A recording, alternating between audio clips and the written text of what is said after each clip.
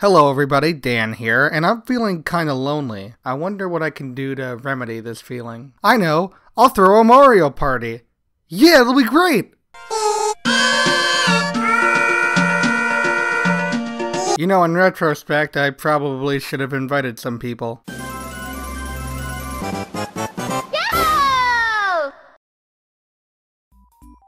Mario Party has become kind of a household name. It's been around for almost 20 years.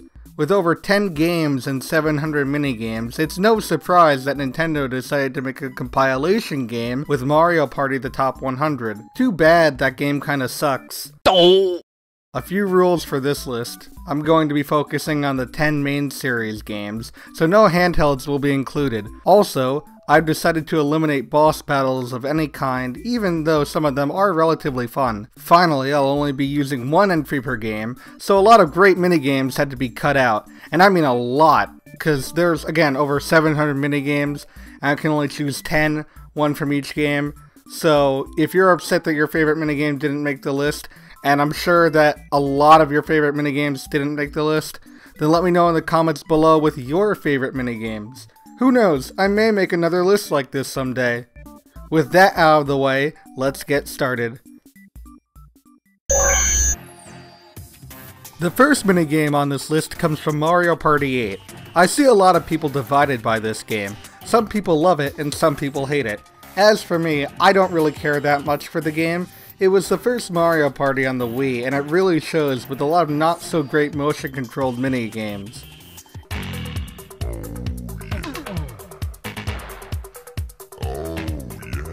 Anyway, the spot goes to King of the Thrill. In this minigame, you have to fight your opponent off of a platform, all while the platform is crumbling. Once you do so, you'll advance to a higher platform where you'll face off against the winner of the other match. Just push them off and you win. There's no timer either, so you'll have to fight until there's only one winner. I'm always a sucker for platforming and fighting minigames, so this one really stuck out to me. Also, there were no motion controls in this minigame, so that's just proverbial icing on the proverbial cake. Now there are a few problems with this game, and that's why it's only number 10. For starters, as fighting minigames go, this one is kind of bland. But the biggest problem I have with this game is that it's a 2v2 minigame, so each player fights a player from the other team. However, if both team members win the first round, the game is over then and there. I'm honestly confused why this one isn't a free-for-all minigame, as that just makes more sense to me at least. Then again, I don't make an obscenely large amount of money with each game I churn out, so what do I know?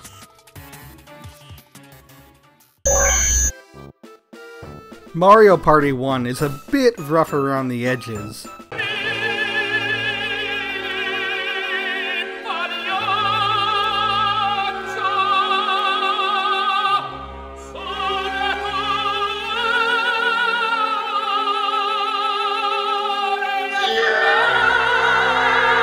Yeah, let's try and stay away from that beast, okay? That being said, it did house some of the most memorable minigames in the entire series.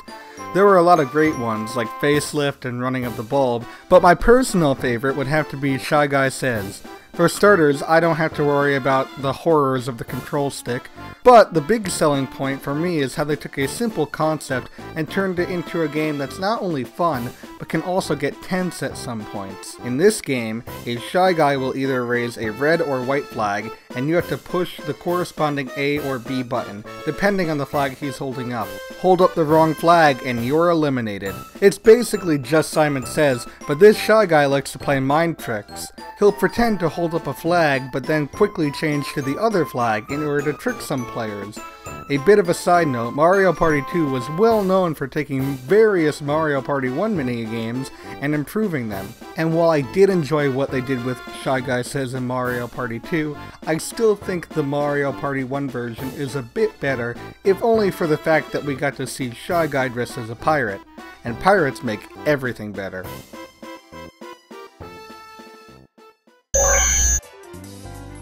The next minigame on this list is Fun Run from Mario Party 7. I don't have that much to say about Mario Party 7, seeing as it's the game I've played the least of, so let's just jump straight into the minigame. In this game, players race on a winding staircase trying to reach the finish line. They have to avoid spinies, trapdoors, and pushing walls in order to be victorious. First one to reach the finish line is the winner.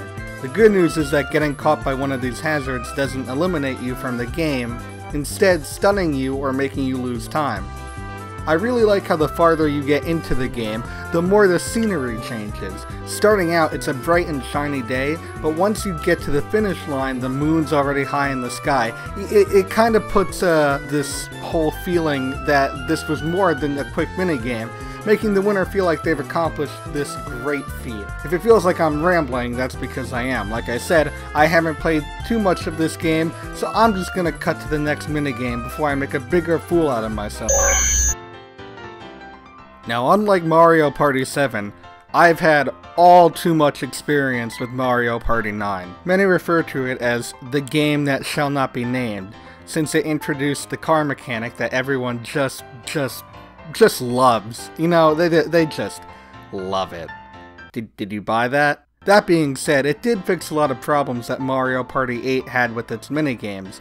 The motion controls were more refined, but more importantly, the games felt a bit more wholesome. Case in point with Peak Precision, it's a very simple concept, but with just enough flair to make it feel like a fully fledged minigame. In this minigame, you have to press the corresponding buttons on the Wiimote to climb up the cliff as fast as possible. The first player to the top wins the game. There are also some subtle things in this minigame that make me really appreciate it. Like when you're really close to the top, the angle of the camera changes to show you how much farther you actually have to go, but in return, it also adds a degree of difficulty to your run. Also, is it just me, or does the climbing kind of remind you of DK King of Swing? No? Just me? Okay then.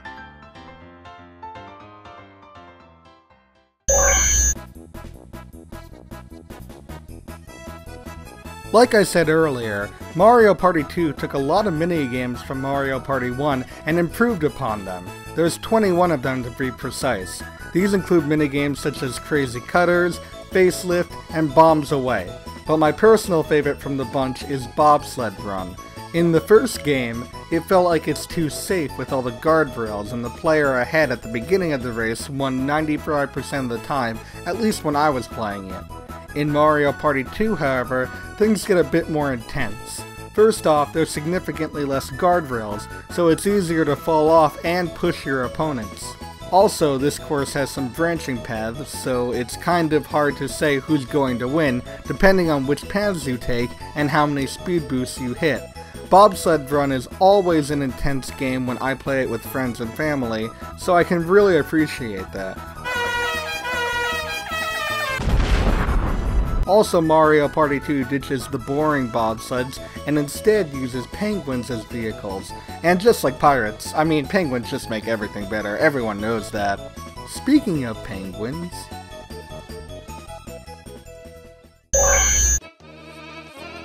I had a really hard time choosing which minigame from Mario Party 5 I wanted on the list. At first, I was thinking of putting Hotel Goomba for mixing fast-paced action with puzzle-solving skills. Also, saying that out loud was really ridiculous. I mean, a hotel for Goombas, how would they even open doors? They don't have any hands.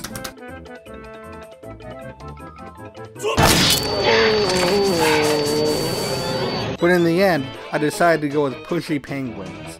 Both had that mix that I mentioned earlier, but whereas Hotel Goomba focused more on the puzzle solving than the fast-paced action, Pushy Penguins did the opposite. And when it comes to Mario Party, I gotta give the edge to the game that focuses more on Twitch reactions. In this game, you have to avoid getting pushed off the iceberg by a bunch of penguins.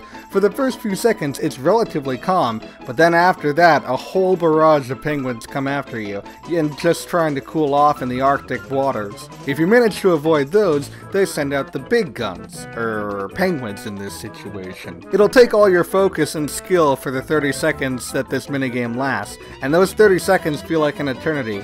Anyway, Pushy Penguins makes the top 5. You know, I just realized... Yeah, I tapped the pop filter there.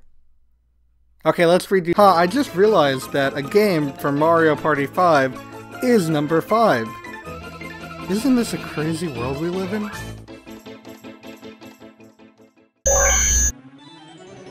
If there's one kind of minigame that constantly feels unbalanced, it's the 1v3 minigames. You know, those ones where the one player has to take on the other 3 players, and the one player either wins big or the 3 players split a large sum. A lot of the time it's favored towards either the one player or the team of 3. It's rare to find a minigame that has a true balance between the teams. I honestly don't understand why Nintendo keeps messing these up, especially since they got it right with Ridiculous Relay in Mario Party 3. In that game, the 2 teams are racing to the finish. The team of 3 split the race into 3 parts. The first part, one player must paddle a boat through the water to reach the next teammate. Then in part 2, the next player must control a spider robot and terrain through the water to reach the final teammate. And in the final stretch, the last player must use a Torpedo Ted speedboat to get to the finish line. Meanwhile, the team of 1 player must use a hang glider throughout the entire race to reach the finish line before the other 3 do. What I like so much about this game is how much thought they put into making it fair for both teams. On the one hand, the 3 players have to constantly mash buttons to get their respective vehicles moving at an optimal speed, while the hang glider just has to use a control stick to move around.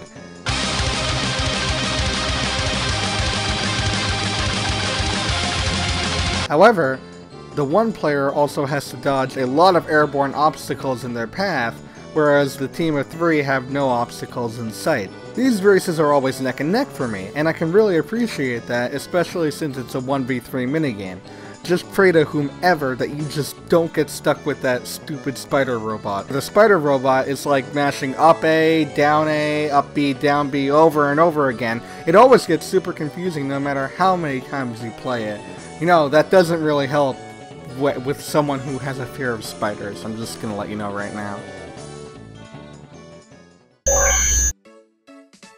Mario Party 10 got a lot wrong. Holy crap, like, instead of going back to their roots after 9's abysmal car mechanic, they just decided to build upon the said mechanic that everyone just, you know, they just love so much. I can't get enough of that fucking car. I love it. I wish I could marry him. Bowser Party is just an unbalanced mess of a game, and I think the world is in enough turmoil as it is without me having to mention Amiibo Party. That being said, Mario Party 10 did have some pretty good minigames. I'd go as far to say it's the best set of minigames we've had in a while. There were a lot of solid choices to choose from, but I've gotta hand it to Flash Forward. In this game, you have 10 seconds to get onto a platform to pose for a photo. Meanwhile, you can punch, kick, and ground pound your opponents off the stage, all while they can do the same back to you. The better you look in the photo, the more points you'll get, and if you're not on or above the platform at all, you get zilch, even if you appear in the photo. It's kind of like Pokemon Snap in that way. One detail that I really enjoy is that each time you play the game, you'll take a photo with a different background, which is a neat little touch. All in all, it's a ridiculously stupid concept that was very well executed. And in Mario Party, you can't ask for much better than that.